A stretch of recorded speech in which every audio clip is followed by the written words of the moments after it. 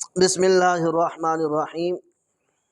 بھائی نے سوال کیا کہ لیکوریا کی مریضہ ہے تو اس کا حکم اگر بتا دیا جائے کہ شریعت کے لحاظ سے کہ طویل عرصہ سے ایک عورت لیکوریا میں مبتلا ہے، ہر وقت سفید پانی بہتا رہتا ہے، ایک نماز بھی باوضو نہیں پڑھ سکتی، کیا میں ایک ایک یا دو دو گھنٹے ایک وضو سے عبادت کر سکتی ہوں یا نہیں کر سکتی؟ تو سوال بہت اچھا ہے، اور ایسا آج کل معاشرے میں زیادہ تر اس بیماری میں مبتلا لوگ بھی دیکھے جا سکتے ہیں۔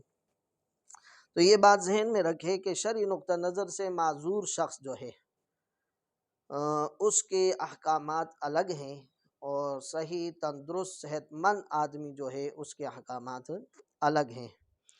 تو معذور شخص کے لیے وضو کا حکم یہ ہوتا ہے کہ فرض نماز کا وقت جب داخل ہو جاتا ہے تو یہ آدمی اس وقت کے داخل ہونے کے ساتھ وضو کر لے، پھر اسی وقت کے دوران چاہے فرض نماز پڑھے یا نفل نماز پڑھے، جتنی بھی نمازیں یہ پڑھنا چاہتا ہے اس کے ساتھ پڑھ سکتا ہے۔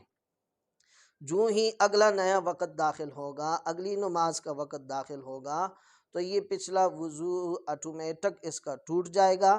اب نئے وقت کے دخول کے لیے اب اس کو نیا وضو کرنا پڑے گا، پھر اس کے ساتھ اسی وقت کے اندر جتنی نمازیں یہ چاہے پڑھ سکتا ہے۔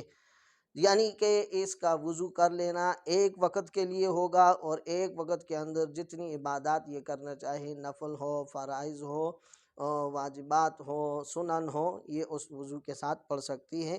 اور اب آئندہ آنے کے لیے جب دوسرا وقت نماز کا داخل ہوگا، آٹومیٹک اس کا وضو ٹوٹ جائے گا، یہ دوسری نماز کے لیے نیا وضو کر کے اس طرح معذور شخص جو ہے وہ اپنی نماز کو ادا کرے گا، اور اس طرح وہ وضو کرے گا۔ اللہ تعالی ہمیں سمجھنے کی توفیق عطا فرمائے۔